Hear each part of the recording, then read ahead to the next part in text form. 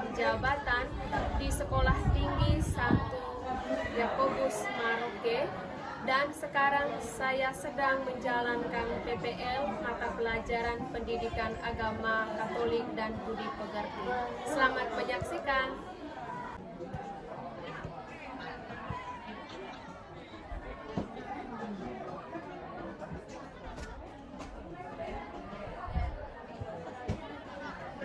Siap, beri salam. Selamat pagi, Bu. Selamat pagi adik-adik. Pagi, Bu. Silahkan duduk. Terima kasih, Bu. Apa kabar hari ini? Baik, sehat, luar biasa. Baik adik-adik, selamat pagi untuk kita semua. Jadi untuk mengawali kegiatan kita pada pagi hari ini, saya meminta satu orang untuk mengangkat doa.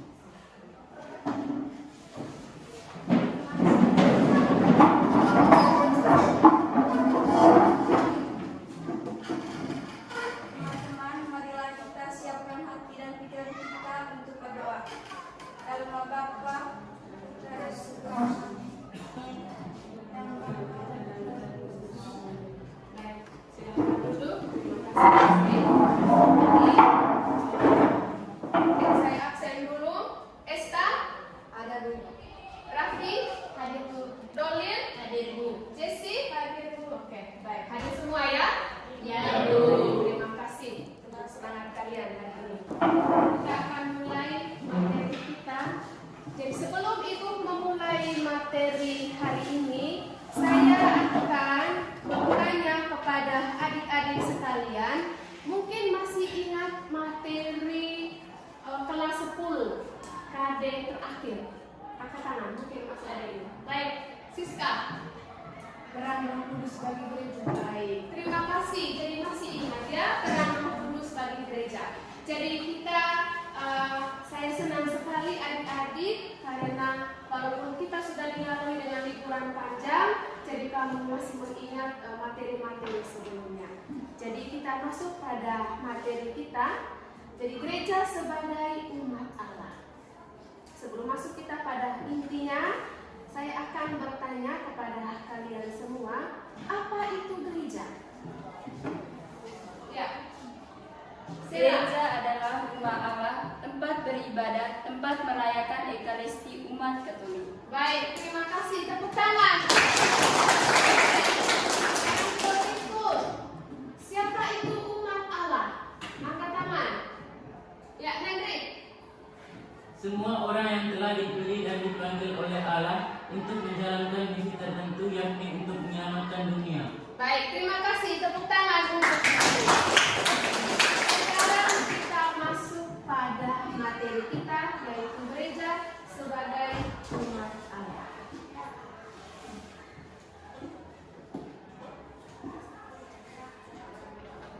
Ya, Ibu akan buka. Ibu akan membacakan apa tujuan pembelajaran kita pada pagi hari ini. Dan gereja sebagai umat Allah. Gereja sebagai umat Allah. Yang pertama, Ibu baca di sini ya, sambil adik-adik melihat di layar. Peserta didik mampu menjelaskan makna gereja sebagai umat Allah. Itu tujuan yang pertama. Supaya adik-adik mengetahui apa makna gereja sebagai umat Allah. Tujuan yang kedua, peserta didik mampu mengidentifikasi ciri-ciri gereja sebagai umat Allah.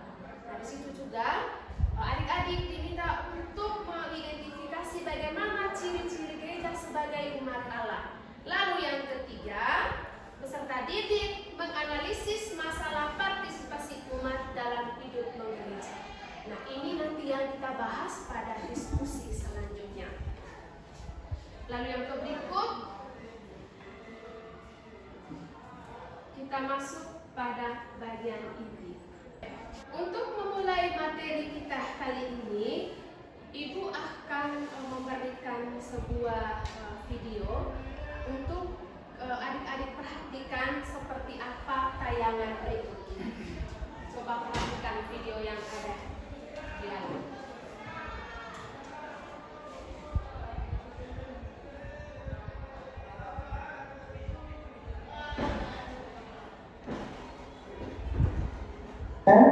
daripada Wisnu mengunggih pelaksanaan PPG di STK Santo Yakobus Merauke.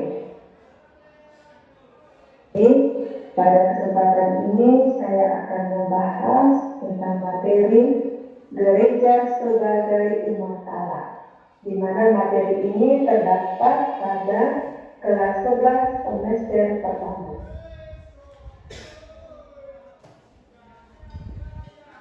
Kita lihat di situ ada dua gambar atau foto. Gambar pertama menunjukkan gedung dan gambar yang kedua menunjukkan bagaimana umat berada di gereja. Nah, kita akan lihat arti gereja sebagai umat Allah. Gereja sebagai umat Allah menunjuk para umat yang dipanggil dan dipilih oleh Allah sendiri telah berlangsung sejak lama dan menjadi sempurna oleh karena Kristus menuju kesatuan paripurna sebagai umat yang baru. Kedua, ciri-ciri gereja sebagai umat Allah.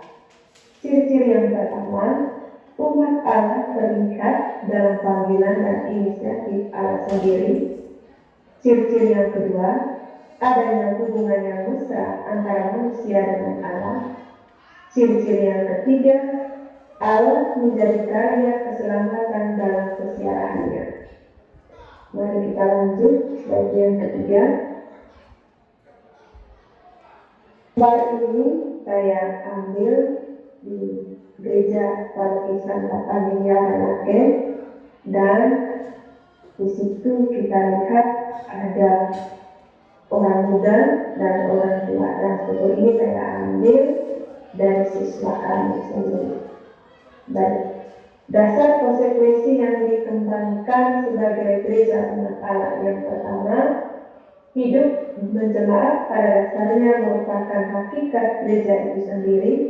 Yang dimaksud dengan hakikat gereja itu adalah persaudaraan dan cinta kasih, di mana mencerminkan kasih Kristus kepada para muridnya.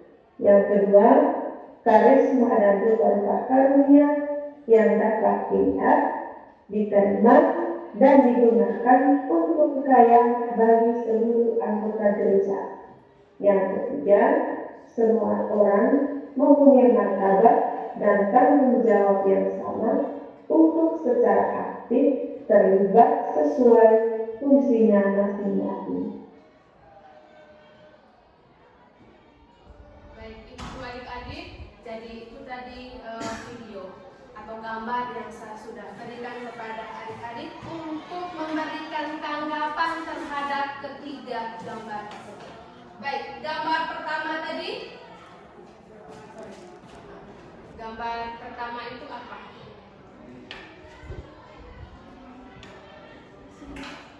Baik, kita lihat itu apa itu gambar pertama?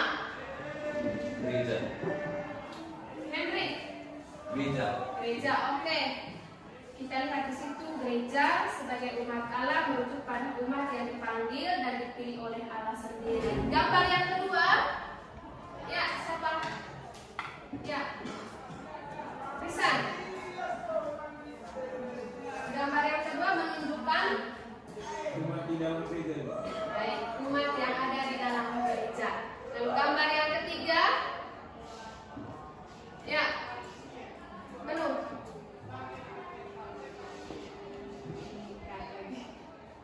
Bagian melayani. Ya, gereja sebagai melayani.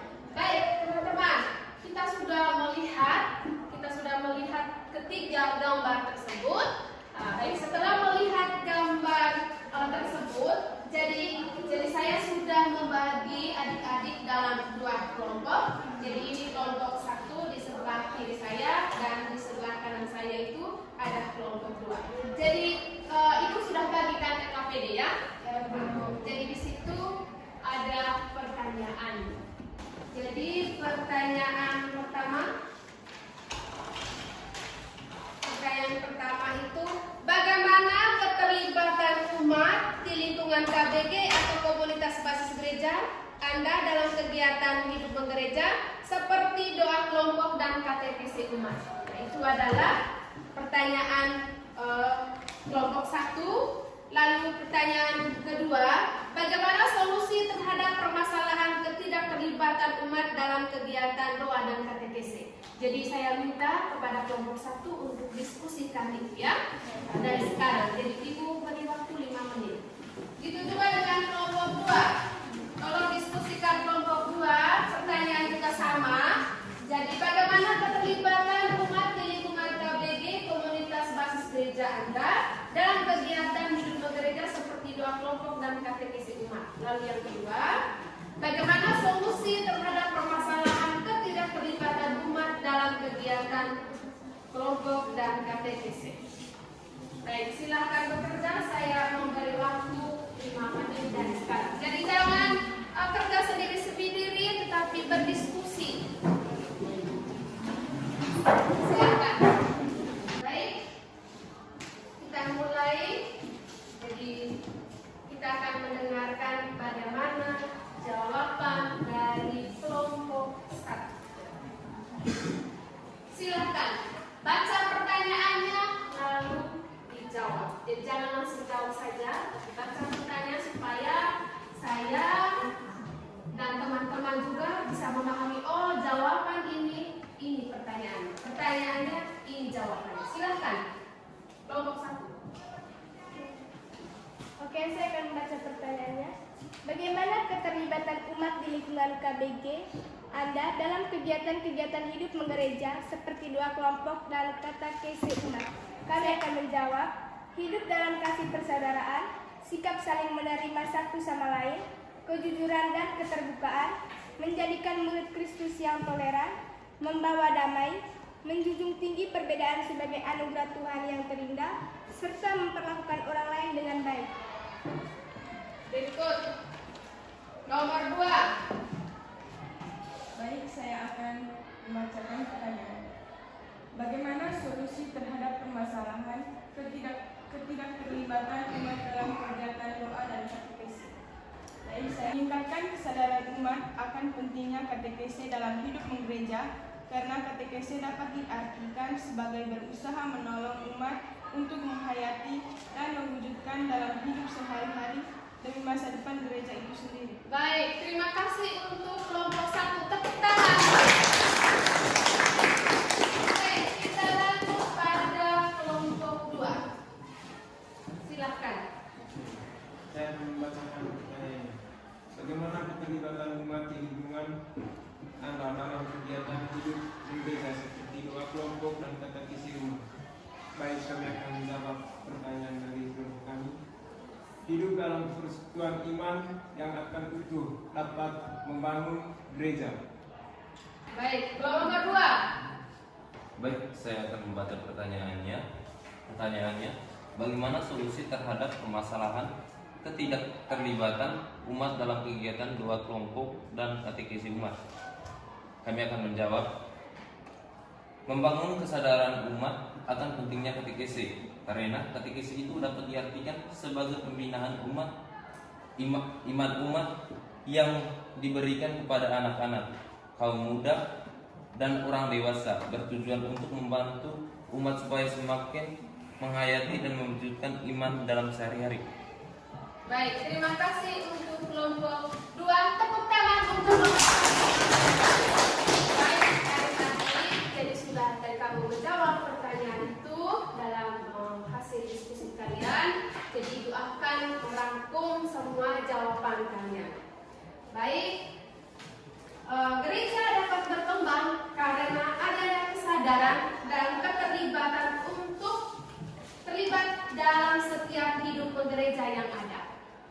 Umat yang terlibat dalam kegiatan gereja tentu memiliki semangat Yesus Kristus untuk melayani pengabdian secara sukarela, tulus dan menjadi panutan bagi umat lain, sehingga terjadinya keselamatan, kesejahteraan dan kebahagiaan manusia serta hadirnya kerajaan Allah.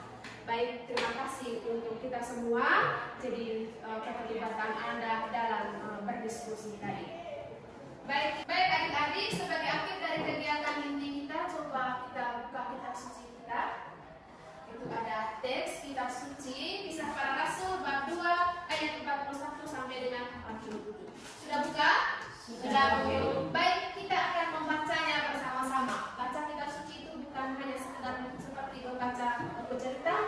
ini adalah firman Tuhan dibaca dengan baik dan dihayati. Baik, mari kita mulai cara hidup jemaat yang pertama. Sama-sama ya. Orang-orang yang menerima perkataannya itu memberi diri dibaptis, dan pada hari itu jumlah mereka bertambah kira-kira 3.000 jiwa. Mereka bertekun dalam pengajaran Rasul-Rasul dan dalam persekutuan. Dan mereka selalu berkumpul untuk memecahkan roti dan berdoa. Maka kata-kata mereka semua secara Rasul itu mengadakan banyak mujizat dan tanda. Dan semua orang yang telah menjadi percaya tetap bersatu, dan segala kepunyaan mereka adalah kepunyaan bersama. Dan selalu ada dari mereka yang menjual harta miliknya, lalu membagikannya kepada semua orang sesuai dengan keperluan masing-masing. Dengan bertekun dan dengan senang hati, mereka berkumpul tiap-tiap hari dalam bait Allah. Mereka memecahkan roti di dalam rumah masing-masing secara bergilir dan makan bersama-sama dengan gembira dan dengan tulus hati, sambil memuji Allah. Dan mereka disukai semua orang. Dan tiap-tiap hari Tuhan menambah jumlah mereka dengan orang yang diselamatkan. Baik, demikianlah sabda Tuhan. Syukur kepada Allah. Adik-adik, sebelum kita masuk pada kegiatan penutup pembelajaran kita hari ini, kita diminta untuk merefleksi. Refleksi yang dimasukkan di sini adalah bagaimana refleksi kita terhadap pembelajaran yang kita sudah lalui hari ini. Yang pertama, tidak perlu jawaban, tetapi kita refleksi diri kita. Apakah saya